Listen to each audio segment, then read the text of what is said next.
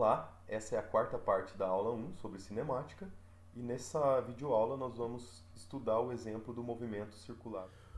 Mais precisamente, o movimento circular uniforme, que é o movimento de uma partícula em torno de um círculo. É uma partícula que descreve uma trajetória circular. Todo círculo possui necessariamente um centro e um raio. Então, esse movimento ele acontece em torno de um ponto que eu vou chamar de C, que representa o centro do círculo, e possui um raio de curvatura que eu vou chamar de R. O movimento circular uniforme diz respeito ao fato da velocidade ser uma velocidade uniforme. Então, é um movimento em torno de um círculo, mas com velocidade constante. Então, a partícula está descrevendo a trajetória circular com velocidade constante, necessariamente. Esse movimento, para a gente estudar ele, a gente vai precisar definir um sistema de coordenadas, né?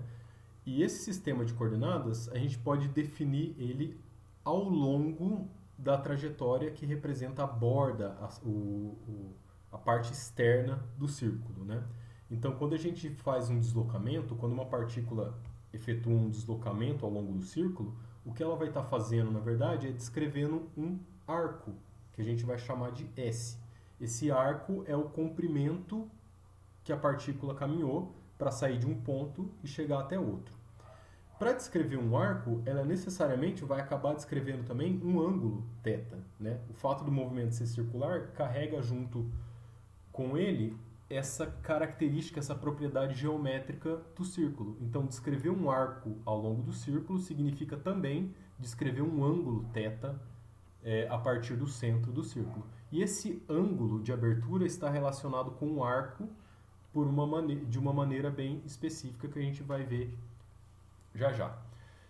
A primeira coisa que eu queria definir aqui é o seguinte: a gente precisa definir um ponto de referência, assim como todo o movimento que a gente estava estudando, a gente precisa definir um sistema de coordenadas e um ponto de referência, né? Então, o ponto de referência vai ser um ponto arbitrário do círculo, que eu vou representar aqui por O. Então, esse é o nosso ponto de referência. E também um sentido, para ser o sentido positivo. Então, esse movimento circular ele poderia acontecer tanto no sentido horário quanto no sentido anti-horário. Nós vamos convencionar a seguinte coisa, que quando o movimento acontece no sentido anti-horário, eu vou dizer que a velocidade ela é positiva. Enquanto que se o movimento acontece no sentido horário, da origem para trás, no sentido do relógio, eu vou convencionar que a velocidade ela é negativa. De novo, isso é uma convenção, a gente escolhe isso, né? Então, estou escolhendo o sentido positivo como sendo anti-horário por conveniência, que é o que geralmente se escolhe para a gente manter as notações. Muito bem. Então, como eu tinha discutido, se a gente sai de um ponto de referência, caminha ao longo do círculo até chegar num outro ponto, a gente vai descrever um arco, né? A partícula que está caminhando ao longo do círculo vai descrever um arco que a gente chama de S. Ou ainda, essa partícula vai também descrever um ângulo, né? Essas duas coisas acontecem simultaneamente. À medida que o arco vai sendo descrito, o ângulo vai acompanhando ele. Então, note que quanto maior for o arco descrito na circunferência, maior vai ser o ângulo. Então, existe uma relação de proporcionalidade aqui. O ângulo aumenta, o arco aumenta e vice-versa. A relação geométrica que o círculo carrega, relacionando o comprimento de arco descrito com o ângulo de abertura, é essa relação aqui. O arco é o ângulo vezes o raio. Então, depende também do raio, né? Se for um círculo de tamanho pequenininho, de raio pequeno, o arco descrito provavelmente vai ser um número pequeno. Enquanto que se esse círculo aqui for um círculo muito grande, qualquer pequena abertura de ângulo vai resultar num deslocamento já bastante grande, né? Então, o arco está relacionado com o ângulo de acordo com essa lei geométrica do círculo. Aqui, vale lembrar que nessa equação aparece um ângulo multiplicando um número. Esse ângulo necessariamente sempre deve ser expresso em radiano, nunca em graus, sempre em radianos, tá? Que é uma unidade de medida de fato de comprimento. Graus é um artifício que a gente utiliza para se basear no círculo, né? Mas não é uma medida em termos de comprimento. A gente sempre utiliza em radianos. Então, mantenha isso sempre na cabeça. Muito bem. Então, esse movimento aqui é um movimento circular uniforme. Vamos imaginar que esse movimento, que uma partícula saiu de uma posição inicial e caminhou até chegar numa posição final, né? Saiu desse ponto, chegou até o outro ponto ali. Cada posição dessa existe também associado a ela um ângulo, né? Como a gente já viu, os ângulos estão relacionados com os arcos a partir do ponto de referência. Então, se a gente pensar em termos de velocidade, a velocidade é o deslocamento pelo tempo. Então, se a gente calcular aqui quanto que deslocou, ou seja, a posição final menos a posição inicial, dividido pelo tempo que foi gasto para isso aqui acontecer, isso dá para a gente a velocidade do círculo, do movimento circular, né? E essa velocidade aqui é constante porque a gente está estudando, está supondo essa velocidade constante. Muito bem. Só que esse deslocamento, ΔS, que aparece na velocidade, é a diferença entre a posição final com a posição inicial. Só que a posição final, o S, ele pode ser reescrito de uma outra maneira, utilizando para isso esta relação aqui, que relaciona o arco com o ângulo. Então, o deslocamento, a posição final pode ser reescrita como sendo o raio vezes o ângulo final, que é esse ângulo que aparece aqui.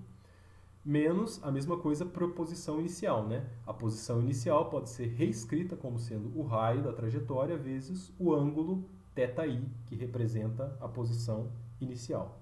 São esses dois ângulos desenhados aqui no círculo. Então, o ΔS pode ser reescrito desta maneira que está escrito aqui. Se a gente colocar o R em evidência, fica R que multiplica a diferença dos ângulos. Ou ainda, né, R que multiplica ΔT. Então, ΔS é R vezes ΔT. A variação do arco é o raio vezes a variação do ângulo. O que isso significa quando a gente substitui na equação da velocidade, né? Se a velocidade é ΔS por ΔT e o ΔS, por sua vez, pode ser reescrito assim, então significa que a velocidade pode ser reescrita como R Δθ sobre ΔT, ou seja, a variação do ângulo em função do tempo. Agora, olha que interessante. Do lado esquerdo, eu sei o que isso aqui significa. A gente já estudou velocidade, eu sei qual o significado de velocidade, né? É quanto que percorreu dividido pelo tempo gasto. O caminho percorrido, distância percorrida pelo tempo gasto. Do lado direito, se a gente esquecer esse R aqui por um minuto, aqui a gente tem a variação do ângulo em função do tempo. Isso aqui diz pra gente o quão rápido que o ângulo está variando com o tempo. Então, olha só, o ângulo variando tem uma taxa de variação com o tempo. Isso aqui é uma espécie de velocidade, mas não é exatamente a mesma velocidade que a gente tem conversado até agora. É uma velocidade que diz pra gente o quão rápido que o ângulo, somente o ângulo, está variando. Então a gente chama essa velocidade aqui, esse Δθ por ΔT, de velocidade angular. É a velocidade com que o ângulo varia com o tempo. Então, a velocidade angular é igual à velocidade usual? Não, exatamente, né? A velocidade linear, como a gente pode ver aqui, ela é a velocidade angular vezes o raio. Então, tem essa pequena diferença aqui, ó. Nós vamos passar a chamar essa velocidade aqui de velocidade linear para diferenciar ela da velocidade angular. Então, a relação que esses dois tipos de velocidade têm é essa daqui. A velocidade linear é a velocidade angular vezes o raio. Essa é a equação fundamental que relaciona os dois tipos de velocidade. Então, olha só. Quando uma partícula está descrevendo um movimento circular, ela possui as duas coisas. Possui velocidade linear e possui velocidade angular também. Só que a velocidade linear, ela precisa ser tão maior quanto maior seja o raio desse círculo.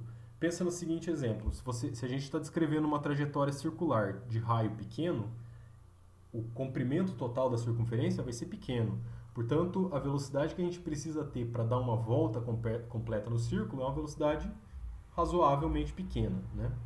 Agora, se a gente vai descrever uma circunferência de raio muito grande, a velocidade que a gente precisa ter para dar uma volta completa nesse círculo precisa ser muito maior, porque a gente vai ter que percorrer uma distância muito maior. Então, o que essa equação aqui está dizendo para a gente é isso, que a velocidade linear ao longo de uma trajetória circular depende do tamanho do raio dessa trajetória vezes a velocidade com que o ângulo é descrito. Tá? Essa é a relação entre essas duas coisas. Se o movimento circular uniforme tem velocidade constante, como a gente já discutiu, significa que a posição, a função que relaciona a posição com o tempo no movimento circular é essa daqui, que é a equação horária do movimento uniforme que a gente já obteve na videoaula anterior. Então, S é igual a S0 mais VT, relação linear com o tempo. Mas, lembre-se que a posição final, eu posso reescrever ela como sendo R vezes o ângulo final, né? E a posição inicial eu posso escrever como sendo R vezes o ângulo inicial. A velocidade, por sua vez, eu posso reescrever ela como sendo R vezes a velocidade angular. Então, note que tem R multiplicando todos os termos dessa equação, que eu posso simplificar todo mundo e obtenho simplesmente esta equação aqui. Então, no movimento circular uniforme, nós temos duas equações que são, na verdade, são compatíveis, né? Não são totalmente independentes, mas uma diz respeito à velocidade linear em torno do círculo, a velocidade com que se percorre o círculo, e a outra diz respeito à velocidade com que o ângulo é descrito nesse movimento circular. Aqui aparece a velocidade linear, aqui aparece a velocidade angular, a velocidade com que o ângulo varia em função do tempo.